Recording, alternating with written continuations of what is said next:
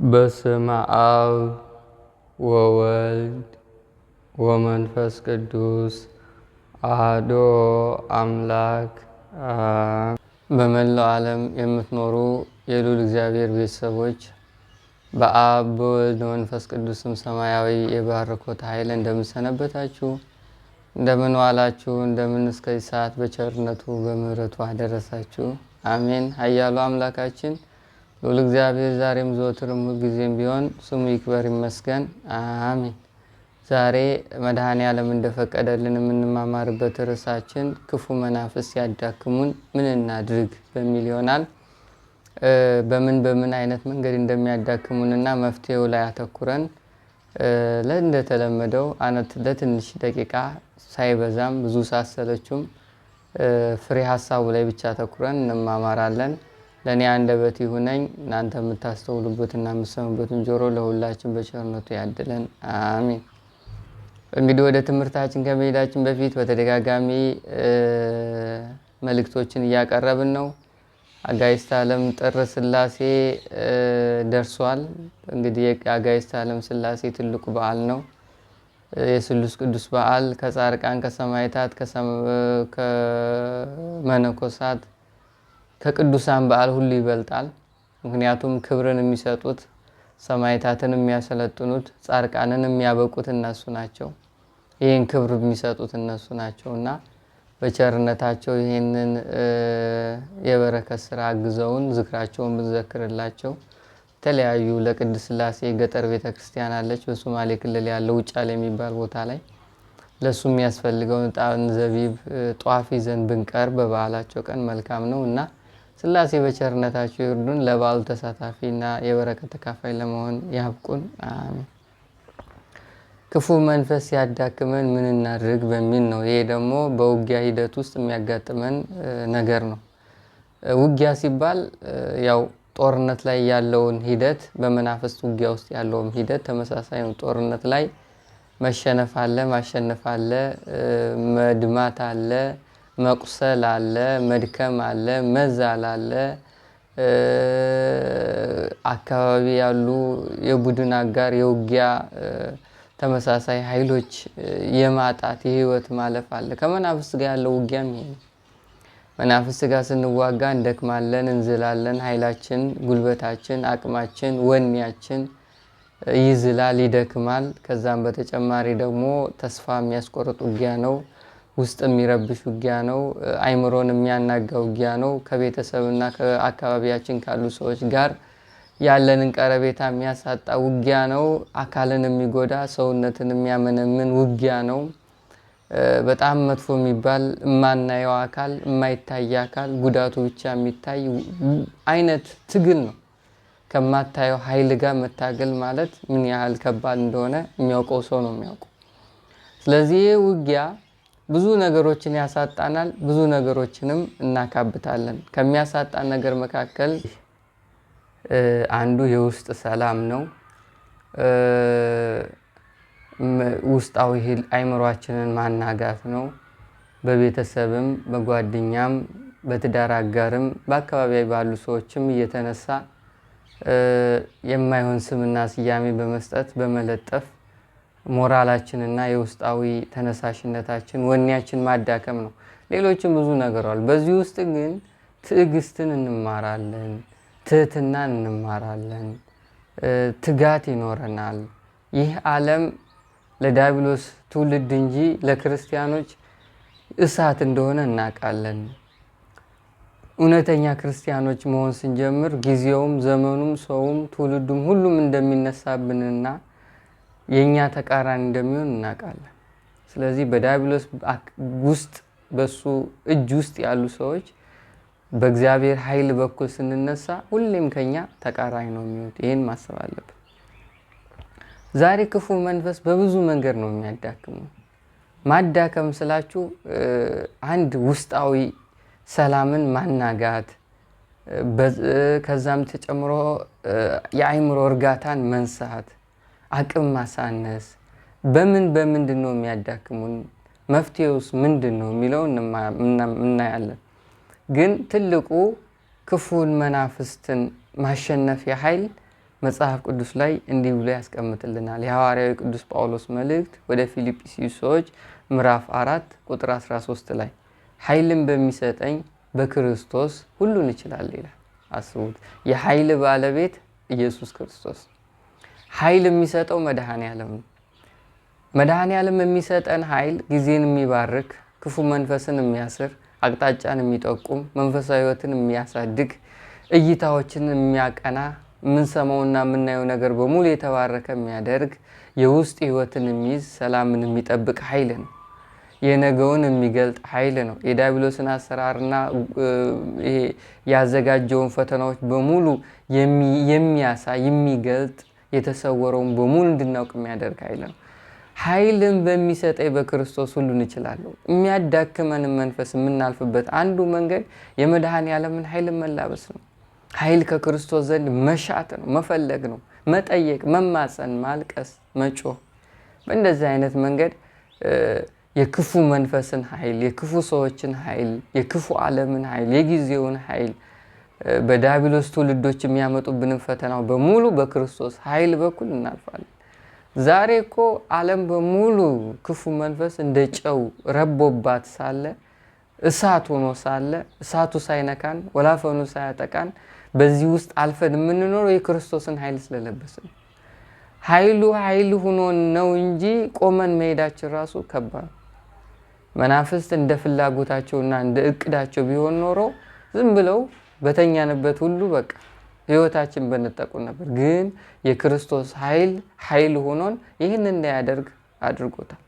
ምንም ይፈትናል፣ ምንም ያዳክማል፣ ግን መጨረሻ ያሸንፍ። ይወጣል፣ ይወርዳል፣ ይነሳል፣ ግን ክርስቶስ ኃይሉ ስላለን አያሸንፍም። የዲያብሎስ ሩጫ ይቀድማል እንጂ መጨረሻው ላይ አያሸንፍም። ብዙ ጊዜ ክፉ ሰዎች መነሻቸው ነው የሚያምረው፣ መጨረሻቸው አያምርም። ለምን ካላችሁኝ መጨረሻቸው በሰይጣን መነሻቸው በክፉ መንፈስ ስለሆነ የክፉ መንፈስ የሆነ ሁሉ ደግሞ መጨረሻው አያሸንፍም፣ አያምርምም። መጨረሻው የሚያምረው በክርስቶስ ኃይል የሚጓዝ ሰው ብቻ ነው። ስለዚህ ኃይልን በሚሰጠኝ በክርስቶስ ሁሉን እችላለሁ። ፈተናውን እችላለሁ፣ ችግሩን እችላለሁ፣ ውጥረቱን እችላለሁ፣ ማጣቱን እችላለሁ። የቤተሰብም፣ የትዳር አጋርም፣ የጓደኛም፣ የአካባቢውም፣ የዘመኑም ሁሉንም እችላለሁ። ግን እንድንችል የሚያደርገን ኃይል የክርስቶስ ኃይል ነው። ከአምላካችን ጋር ጸጋና በረከት ስጦታ ሆኖ የሚሰጠን ኃይል ነው። ማስቻያ ኃይል፣ ማለፊያ ኃይል፣ መቋቋሚያ ኃይል። ይህን ኃይል ይዘን የትኛውም የዲያብሎስን አሰራር ማለፍ እንችላለን ማለት ነው። በምን እንደሚያዳክመን እንምጣ። የመጀመሪያው ክፉ መንፈስ ሰውን ልጅ የሚያዳክመው በህመም ነው። ህመም በተለይ መጸለይ አንችል፣ መስገድ አንችል፣ ማልቀስ አንችል፣ መጮህ አንችል፣ ቤተክርስቲያን መሄድ አንችል፣ መንፈሳዊ ተነሳሽነታችን ሆነ በምንም መንገድ ልናጠቀው አንችልም። በህመም ይመታናል። ህመም ውስጥ አቅም ያናጣለን። በአቅም ውስጥ መንፈሳዊ ህይወታችን ይናጋል። መንፈሳዊ ህይወት ሲናጋ መናፍስት እንደፈለጉ መስራት አቅም ያገኛሉ። ሰራዊት ይስባሉ። ታስረው የነበሩት ይፈታሉ፣ ይሰራጫሉ። ሰውነታችን ላይ አጥብቀው እስራቱን ያሰፋሉ። ስለዚህ ህማም በብዙ መንገድ በክፉ መንፈስ የምንደክምበት መንገድ። ይህንን ህማም እንደ አንድ እንየውና በምን አይነት መንገድ እንደምናልፍ መጨረሻ ላይ 4 ነጥቦችን አቀርብላችኋለሁ። ስለዚህ የመጀመሪያው ክፉ መንፈስ ሰው ልጆች የሚያዳክሙ በህማም፣ ህማምን ሲመታ፣ በደዌ ሲመታ ቀጥሎ ኢኮኖሚህንም ያናጋል። ኢኮኖሚህን፣ መኖሪያህን ያሳጣል። ሰው ካልበላ ለመንፈሳዊ ህይወትም አይነቃም፣ የጸሎት ሰዓትም አያዘጋጅም። ለመስገድም ለመጸለይም አቅምና ጉልበት ይፈልጋል፣ እህል ያስፈልጋል። ቤተሰቡ ስቴብል የሆነ ህይወት እንዲኖረው ገንዘብ ያስፈልጋል። እሱን በረከትህን መያዝ ሁለተኛ ማዳከሚያ መንገድ። ከጤና ከደዌ በተጨማሪ በረከት ላይ ማጥላት። የትኛውም መንፈስ ደግሞ እዚህ ጋር ይሰራል። የትኛውም መንፈስ የመጀመሪያ ውጊያው በረከትህን ማጥላት፣ በረከትህን ማሳጣት። ትሰራለህ፣ ይዘጋብሃል። ትሮጣለህ፣ ይበትንብሃል። ትገነባለህ፣ ያፈርስብሃል። ታቅዳለህ፣ ከዳር አይደርስም። እይታዎችን በሙሉ በሱ አይን ስለሆነ መልካም ባልሆኑ መንገድ እንድትሄድ ያደርጋል። በረከት ከሌለ ሰላምህ ይበተናል። መንፈሳዊ ህይወት ግን ማስኬድ አትችልም። ከቤተሰብ ጋር ያለ ፍቅር ይቀዘቅዛል። ሁሉ ነገር በበረከት ነው። ፍቅርም፣ ሰላምም፣ ውስጣዊ እርጋታም፣ ይበቃኛል የሚል ሲመትም፣ እግዚአብሔርን ማሰብ በረከት ሲኖር። ስለዚህ የኢኮኖሚውን ነገር ባዶ ያደርግህና ሙሉ ጊዜን እዛ ጋር እንድታሳልፍ ያደርግና መንፈሳዊ ህይወት ያወጣል። ከመንፈሳዊ ሀሳብ ይነቅላል። የቤተ ክርስቲያን ነገር ላይ ባዶ ያደርጋል። ብዙዎችም በእንደዚህ አይነት ነገር ፈትኖ ጥሎ አሸንፏቸዋል።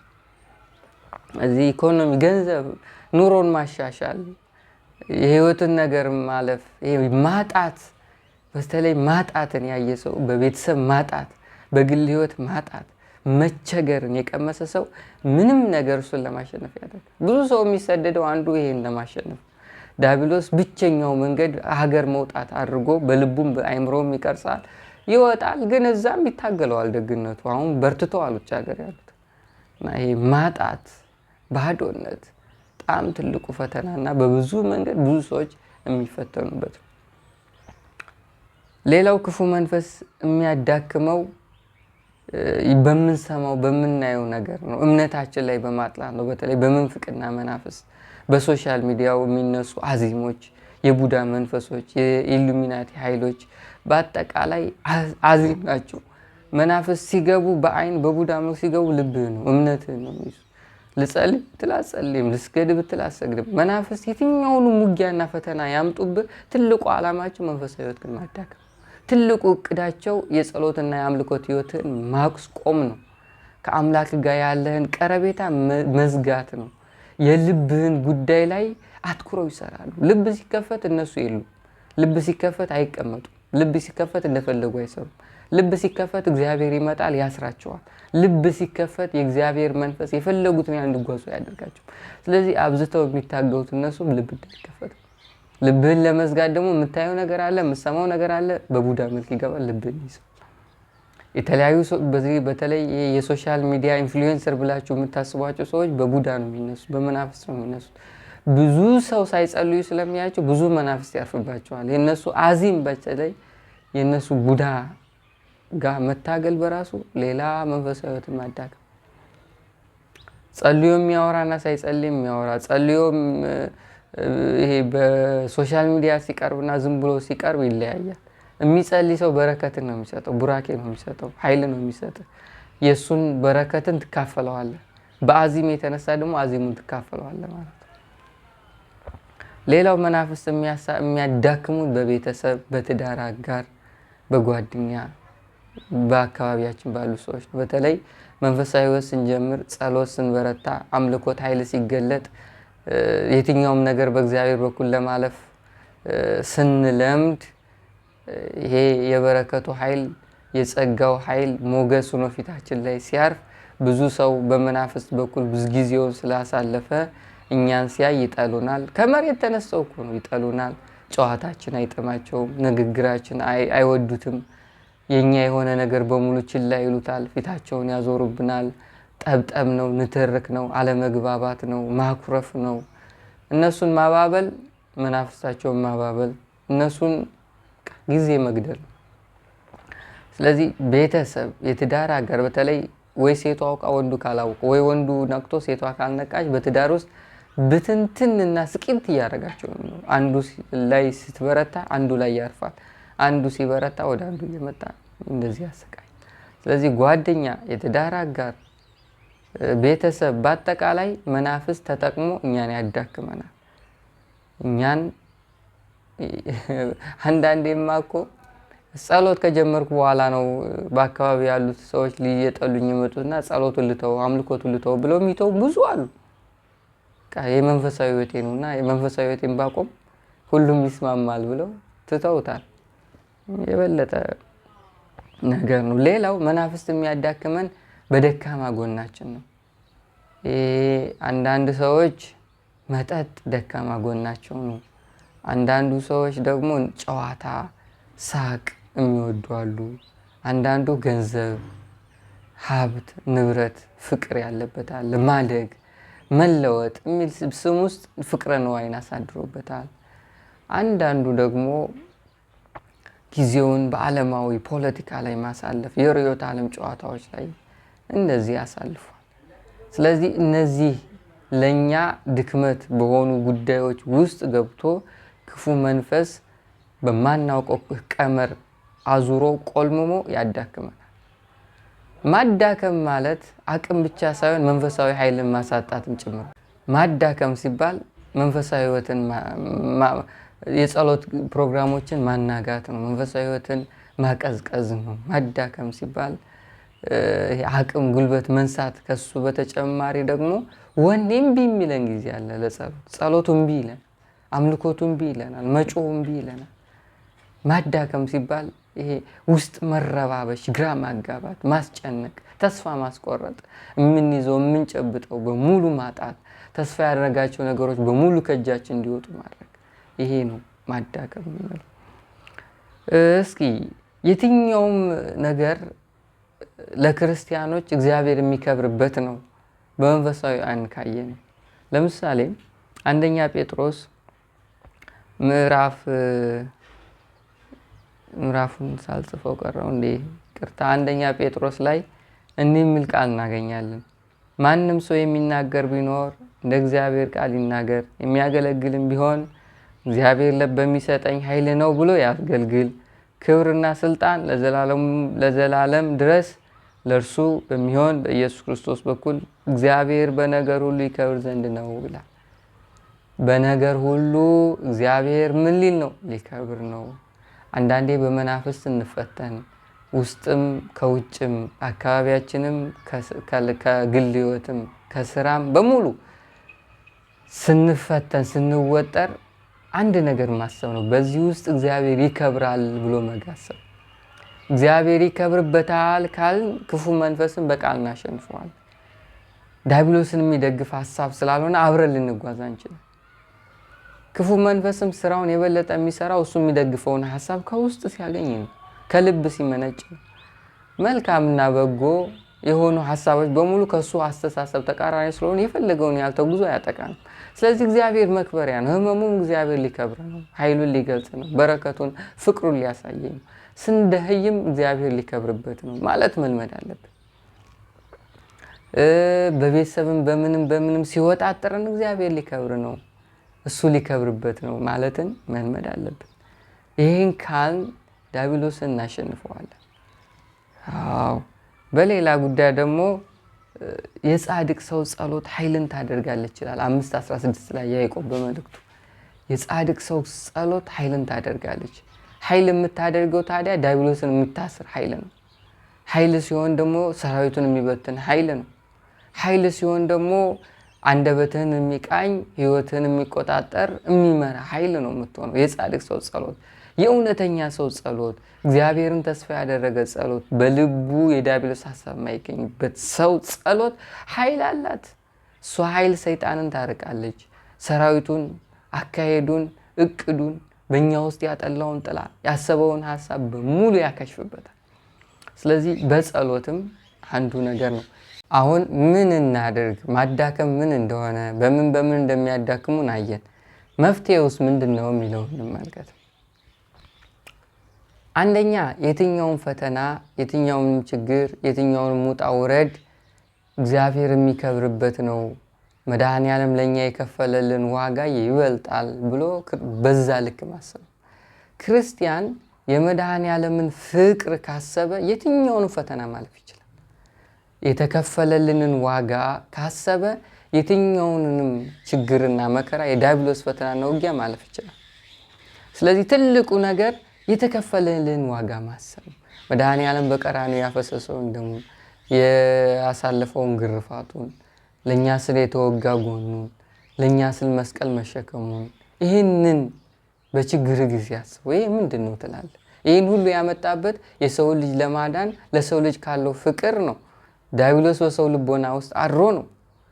ስለዚህ ይህን የሚያክል ዋጋ የተከፈለልን ስለሆንን ሁልጊዜ ክርስቲያኖች የሚመከረው የትኛውን ፈተናና ውጊያ ሲገጥመን በተለይ በዲያብሎስ በኩል ሲመጣ መድኃኔዓለም ለልጆቹ የከፈለውን ፍቅር ማሰብ ለየትኛውም ችግርና ፈተና የዲያብሎስ ውጊያና ዲያብሎስ ሲያዳክሙን መፍትሄ ነው ይባላል። ስለዚህ የተከፈለልንን ዋጋ ማሰብ አንዱ መንገድ ነው። ከዛ በተጨማሪ የጸጥታ ጊዜ መጠቀም። አንዳንዴ ብቻችንን መሆን ያስፈልጋል። ሰይጣን በቤተሰብም በስራ ቦታም በግልም በምንም በቃ ሲረባብሸን የሆነ ገዳም ሄደን ሱባኤ ቆጥረን ተጠምቀን ውስጣችንን አድሰን አስተሳሰባችንን አፕዴት አድርገን ዲያብሎስ ታስሮልን ከእመብርሃን ጋር አውርተን ለእግዚአብሔር ችግራችንን ነግረን በዚህ መንገድ ነገሩን ማስተካከል እንችላለን። ይኸው በቃ አልችል ስትሉ ወደ ገዳም ሂዱ። በተለይ አቡነ ተክለ ሃይማኖትን የምትለምኗቸው ከሆነ አብዝታችሁ ወደ ደብረ ሊባኖስ ሂዳችሁ ሱባኤ አንድ ሳምንትም ቆጥራችሁ መመለስ። የእመብርሃን ከሆነ ብዙ ቦታ አለ፣ ስውሯም አለ፣ የተለያየ ቦታዎች አሉ። ሂዳችሁ ለእሷ ነግራችሁ ተጠምቃችሁ ውስጣችሁን እንደገና አፕዴት አድርጋችሁ ዲያብሎስን አሳስራችሁ መምጣት። ሱባኤ መንፈስን ያድሳል፣ መልስም ያመጣል፣ ምስጢርን ይገልጣል፣ የዲያብሎስ አሰራር እንድታውቁ ያደርጋል፣ ወኔ ይጨምራል፣ አቅም ይሰጣል፣ ጉልበትን ያበረታል። ሱባኤ መቁጠር ነው እንደዛ አይነት ጊዜ ሲመጣ። ስለዚህ ይሄ አንዳንድ ጊዜ ጸጥ ብለን ከአምላክ ጋር መነጋገር ጥሩ ነው። ለክርስቲያኖች በተለይ እሳት ይነሳል አንዳንዴ በስራ ቦታ በቤተሰብ በምን አንችል ስንል ትኬታችንን ቆርጠን ወደ ገዳማችን ጊዜ መስጠት ለራሳችንም ለመንፈሳዊ ህይወታችንም ከአምላካችንም ጋርም ማውራት፣ እዛ ነገሩን እየተስተካከለ ይመጣል። ሶስተኛ ሰው ሲጨንቀው በእንባ ዲያብሎስን ማሸነፍ ይችላል። በተለይ ሲታመም፣ ሲያጣ፣ ሲጨንቀው፣ ሲረበሽ እንባውን ወደ እግዚአብሔር ማድረስ። እንባ የሚመጣው መንፈስ ሲሰበር፣ ልብ ሲሰበር፣ የሰው ልጅ በችግር ውስጥ መጨረሻ ደረጃ ላይ ሲደርስ እንባ የሚመጣው። ስለዚህ አብዝተን ስናለቅስ አብዝቶ እግዚአብሔር ይሰማል፣ አብዝቶ ረድኤቱን ይለቅልን፣ አብዝቶ ይቀርበናል። እንግዲህ ምን ያስፈልጋል ከዚህ በላይ? እና ሲጨንቀን አልሆን ሲል ስንወጣጠር እንባችን እናልቅስ። ችግራችንን በእንባ ለእግዚአብሔር እናሳስብ። እያለቀስን ለሱ ያጣነውን ነገር እንንገር። እንዴ በመጽሐፍ ቅዱስ ላይ እናንተ ይላል ከእናንተ መካከል ልጃችሁ ዳቦ ስጠኝ አባዬ ብሎ ቢጠይቅ ድንጋይ የሚሰጠው የለም፣ እንቁላል ሲጠይ ብለው እባቡን የሚሰጥ የለም። እናንተ እንደዚህ ካደረጋችሁ በእምነቱ ናችሁ የሰማይ አባታችሁን ብትለምኑት መንፈስ ቅዱስን ምን ያህል አብዝቶ ይሰጣል አለ። አስቡ፣ የፈጠረን ነው ፈጣሪያችን ነው፣ አባታችን ነው፣ አምላካችን ነው፣ መሪያችንን ነው። ያልኖርንበትን ትናንትናንም የማናውቀውንም ነገንም የሚያቀልንም አምላክ ነው ያለን። ይሄ አምላካችንን መጠየቅ በእንባ ሆኖ እያለቀሱ መለመን ምላሽ ያመጣል። ስለዚህ አንዳንዴ በእንባ ሆኖ መጠየቅ ጥሩ ነው። ሌላው መቀበል ቶሎ በተለይ አሁን ክፉ መንፈስ ሲያዳክመን አቅምም ሰላምም እርጋታም ወኔም የለንም። በቃ ምንም ነገር ለማድረግ ለመጸለይም ለመስገድም መቁጠሪያ ለመጠቀም ብዙ ነገሮችን አቅም ያንሰናል። ስለዚህ ቶሎ መቀበል ነው በቃ ያለን አማራጭ። ቅዱስ ቁርባን መንፈስ ቅዱስ እኛ ጋር እንዲቀመጥ መናፍስትን እንዲያስር ምስጢር ይገልጣል፣ ውስጣችን ያድሳል፣ እርጋታ ያመጣል፣ ሰላምን ይመልሳል፣ ክርስቶስ በእኛ ውስጥ እንዲቀበር ያደርጋል፣ የክርስቶስን ኃይል እንድንላበስ ያደርጋል፣ የክርስቶስን ሰላም እንድንወርስ ያደርጋል። ሰላሜን እሰጣችኋለሁ አይደል የሚለው በቅዱስ ቁርባን በኩል ነው ሰላም የሚመጣው። ኃይል እሰጣችኋለሁ ይላል የለ፣ ኃይሉ በቅዱስ ቁርባን በኩል ነው የሚመጣው። ስለዚህ የመድኃኔዓለም ስጋና ደምም አንዱ ኃይላችን ሲደክም ክፉ መንፈስ ሲያዳክሙን የምናገኘው ወይም ማለፊያ መንገድ ነው ማለት ነው። ስለዚህ እነዚህና ሌሎችም አሉ። ባጭሩን ያጠራ አድርጌ ነው ያቀረብኩላችሁ። ክፉ መንፈስ እያዳከመን ሲመጣ ያው በውጊያ ውስጥ ግዴታ ነው መድከም ያለ ነው፣ መበርታት ያለ ነው። አንዳንዴ እናዳክመዋለን፣ አንዳንዴ ያዳክመናል። አንዳንዴ እናሸንፈዋለን፣ አንዳንዴ ይጥለናል። አንዳንዴ እንበረታልና፣ አንዳንዴ ደግሞ እንሰንፋለን። አንዳንዴ እግዚአብሔር ኃይሉን ያበዛልናል፣ አንዳንዴ በእኛ ስንፍና እግዚአብሔር ዝም የሚል አይነት ስሜት እንዲሰማን ያደርጋል። ስለዚህ የውጊያ ሂደቱ ነው፣ ፕሮሰሱ ነው። ሁሌ ሰክሰስፉል ሆኖ መዋጋት አይችልም፣ ሰይጣን ይሰራል። ሁሌ እሱ ብቻ ከጣለ ደግሞ ሰነፍ ነህ ማለት ነው፣ መበርታት አለብህ። ስለዚህ ይህና ቀን የዲያብሎስን አሰራር መድኃኔዓለም በቸርነቱ በገለጠልን መጠን እየታገልን እየተዋጋን ሲያዳክመን እየበረታን እግዚአብሔርን እየተማጸን ያው እስከ እድሜ ልክ ውጊያ አይደለ የእድሜ ልክ ውጊያችን እንዲቀጥል መድኃኔዓለም በቸርነቱ ያግዘን፣ ክፉን ኃይል ያዝልን፣ ለሰማያዊ ክብሩ ያብቃን፣ መንፈስ ቅዱስን ያብዛልን። አሜን። ወስብሐት ለእግዚአብሔር። ይቆይ